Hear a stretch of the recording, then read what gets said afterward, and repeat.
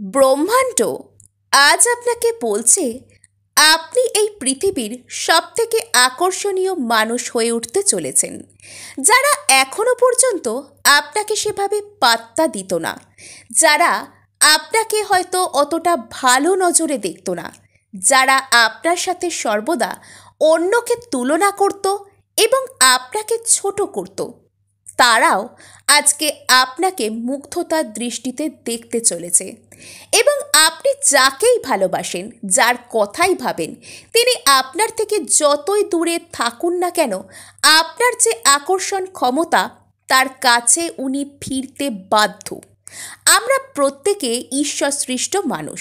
ঈশ্বর আমাদেরকে তৈরি করেছেন, আমাদের মধ্যে একদম সেরা গুণগুলোকে উনি ভরে দিয়েছেন। এবং আমরা যখন সেই সব গুণগুলোকে সেলিব্রেট করতে ভুলে যাই, তখন উনি সবথেকে বেশি কষ্ট পান। আমরা যখন নিজেরা যেমন তেমনভাবেই নিজেদেরকে অ্যাকসেপ্ট করে নিই এবং আরও কীভাবে নিজেকে উন্নত করব, নিজের বেটার ভার্সনের উপর কাজ করব এটা ভাবি, তখন আমরা ঈশ্বরের সৃষ্টিকে উদযাপন করি, আমরা সেলিব্রেট করতে শিখি। আর তখন ঈশ্বর বলুন, ইউনিভার্স বলুন, সব থেকে খুশি হন। কিন্তু আমরা কি করি? আমরা সর্বদা অন্যের দৃষ্টিতে নিজেকে গ্রহণ করাতে চাই। আমরা অন্য মানুষের উপর ভরসা করি, অমুক আমাকে ভালো বলবে তবে আমি ভালো হব। আমাকে কেউ যদি কারোর সাথে তুলনা করে এবং আমাকে যদি কেউ ছেড়ে নিজের জীবনে চলে যেতে চায়, তখন আমি বারবার অন্য কারোর সাথে নিজেকে তুলনা করছি। আমি বারবার ভাবছি আমার মধ্যে কি এমন কম ছিল যার জন্য সামনের মানুষটা আমাকে ছেড়ে গেল। ওই যে কম ছিল, এই কম ছিলর ভাবনা সত্যি সত্যি আপনাকে কমের এনার্জিতেই নিয়ে আসে। তাই যখন কেউ আপনাকে বলছে যে তোমার মধ্যে এই জায়গায় ঘাটতি রয়েছে, আপনি একজন তৃতীয় ব্যক্তির দৃষ্টিভঙ্গি থেকে ঠান্ডা মাথায় ভেবে দেখুন তিনি কি যথাযথ বলছেন। আপনি তাহলে সেটাকে পজিটিভভাবে গ্রহণ করুন, সেই জায়গার উপর কাজ করতে শুরু করুন। এবার এ কথাও সত্যি, আমরা এই জীবনে প্রত্যেকটা গুণের উপর সমানভাবে ফোকাস করতে পারি না। কারোর পার্সোনালিটি অত্যন্ত সুন্দর, কেউ অনেক সুন্দর কথা বলতে পারেন, কারোর অ্যাপিয়ারেন্স সুন্দর, কাউকে ঈশ্বর এমনি প্রাকৃতিক সৌন্দর্য দিয়ে তৈরি করেছেন। তাই মানুষ আলাদা, তাদের বিভিন্ন রকম কোয়ালিটিও আলাদা। কিন্তু আমার কাছে কি নেই কি নেই কি নেই এর উপর যদি আমরা ফোকাস করতে থাকি, তাহলে আমাদের কাছে কি আছে সেটাও আমরা দেখতে পাবো না। আমরা যখন এই পৃথিবীতে এসছি, তখন আমাদের প্রত্যেকের মধ্যে কিছু না কিছু ভালো গুণ রয়েছে, আর সেটাকে আরও বেশি ডেভেলপ করাই হচ্ছে আমাদের কাজ। আমরা যখন নিজেদেরকে পজিটিভ বানাতে পারি, আমার মনে হয় তার থেকে বড় ভালো গুণ হয়তো কোনো কিছুই হয় না।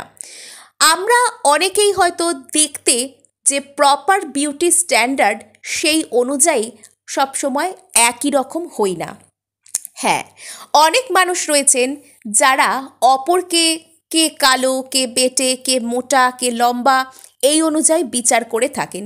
কিন্তু বিশ্বাস করুন, যখন আপনি দেখবেন সামনের মানুষটা প্রপার বিউটি স্ট্যান্ডার্ডের একদম মেনটেন করা মানুষ, একদম সেই লেভেলে থাকা মানুষ, কিন্তু তিনি ভালোভাবে কথা বলতে পারেন না, তার সাথে কথা বলে 2 মিনিট শান্তি পাওয়া যায় না, তখনও যদি আপনার সেই ব্যক্তিটাকে ভালো লাগছে, তাহলে বলতে হবে আপনি অবসেসড, আপনার মধ্যে ইলিউশন রয়েছে।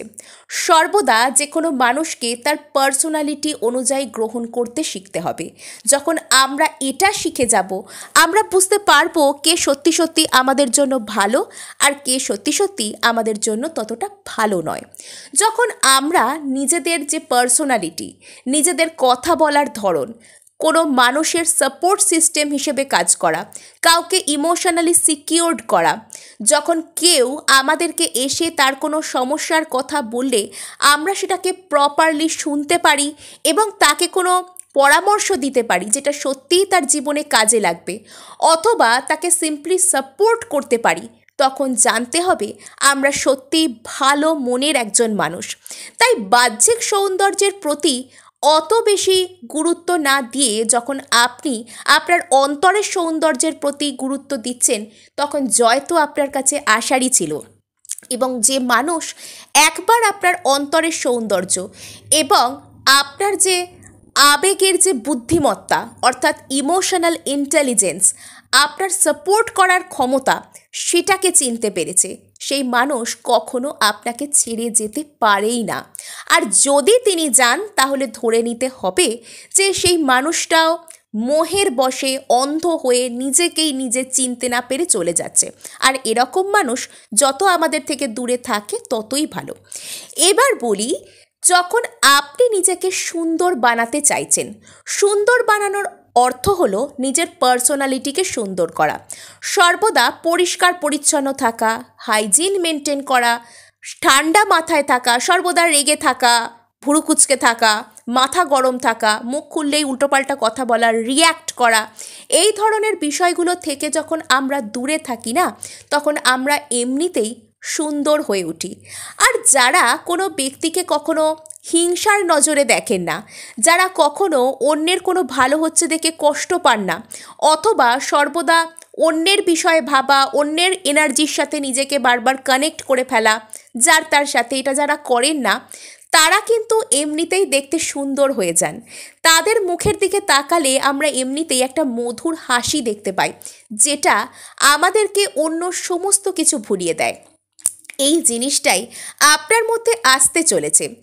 এর পরবর্তীতে বলবো, যদি আপনি নিজেকে অত্যন্ত সুন্দর ও আকর্ষণীয় করতে চান, এখনও পর্যন্ত করতে পারেননি, আপনি প্রতিদিন পজিটিভ অ্যাফার্মেশন বলে জল পান করতে শুরু করুন, অথবা মিররের সামনে দাঁড়িয়ে নিজের চোখে চোখ রেখে আপনি কিছু ভালো ভালো কথা নিজেকে বলুন। আপনি এভাবে নিজেকে সেলফ লাভও দিতে পারবেন, এবং যখন আপনি সেলফ লাভ দেবেন, আপনি অটোমেটিক গ্র্যাটিটিউড অথবা ঈশ্বরের প্রতি কৃতজ্ঞতার ভাবনাতেও চলে আসবেন। আর সেখান থেকেই আপনার উন্নতির জার্নি শুরু হবে। আপনারা প্রত্যেকেই এটা করে দেখতে পারেন, যারাই শুনছেন তারা দেখবেন ম্যাজিক্যাল রেজাল্ট পেতে চলেছেন। নেক্সট আমি বলবো, অ্যাকচুয়ালি আমরা প্রত্যেকে সুন্দর, কেননা আমরা প্রত্যেকে ঈশ্বর সৃষ্ট মানুষ।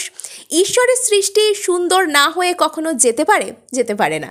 তাই আমরা যখন সব দিক থেকে সুন্দর একজন মানুষ, তখন আমরা যখন কোনো একজন ব্যক্তিকে অতিরিক্ত বেশি বেশি এনার্জি দিয়ে দিচ্ছি না, আমরা তখনই সুন্দর।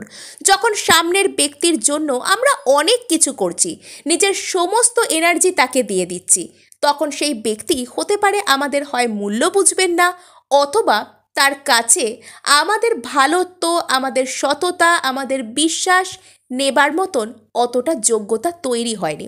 তিনি প্রপার একটা আধারে নিজেকে পরিণত করতে এখনও পারেননি। সময় লাগবে, হিলিং হবে, ওনার সময় লাগবে।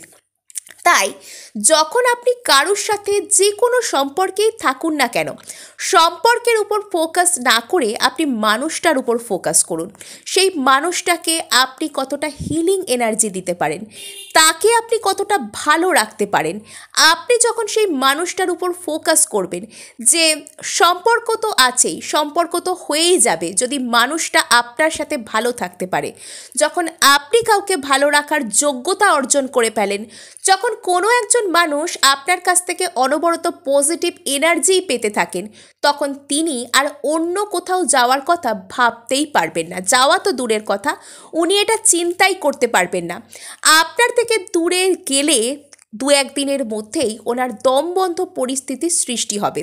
উনি যেখানেই যাবেন আপনার সাথে তাকে কম্পেয়ার করতে শুরু করবেন, এবং দেখবেন আপনার মতন হয়তো কেউ হয় না, কেননা আপনি অত্যন্ত পজিটিভ একজন মানুষ, সুন্দর মনের একজন মানুষ। তাই নিজের উপর ফোকাস করুন, এবং সম্পর্ক তো মানুষের হয়েই যায়, সম্পর্ক তো চলতেই থাকে। অমুক আমার সাথে রোম্যান্টিক সম্পর্কে আছে, অমুক স্বামী, অমুক স্ত্রী, অমুক বয়ফ্রেন্ড, অমুক গার্লফ্রেন্ড, এই সমস্ত বিষয়গুলোর উপর আপনি যত বেশি ফোকাসড হবেন যে অমুককে এই সম্পর্কে ধরে রাখতেই হবে, সেখানেই একটা বাঁধনের ভয় এসে যাবে। সামনের মানুষটা আপনার বাঁধন ছেড়ে পালাতে চাইবে। কিন্তু যখন আপনি মানুষটার উপর ফোকাস করবেন, তাকে আদৌ আপনি ভালো রাখতে পারছেন কি, এই যে ভালো লাগা, ভালো রাখা, ভালো থাকা, এই তিনটে বিষয়কে যখন আপনি কারুর আর আপনার মাঝখানে এনে ফেলেছেন, তখন সেই ব্যক্তি আপনাকে ছেড়ে কোথাও যেতে পারবে না, লিটারালি কোথাও নয়। কেননা আপনাকেই শুধু তার ভালো লাগবে, আপনার সাথেই শুধু সে ভালো থাকবে এবং আপনাকেই সে ভালো রাখতেও চাইবে। তো আজকে এটুকুই, দেখা হচ্ছে নেক্সট ভিডিওয়ে। ধন্যবাদ।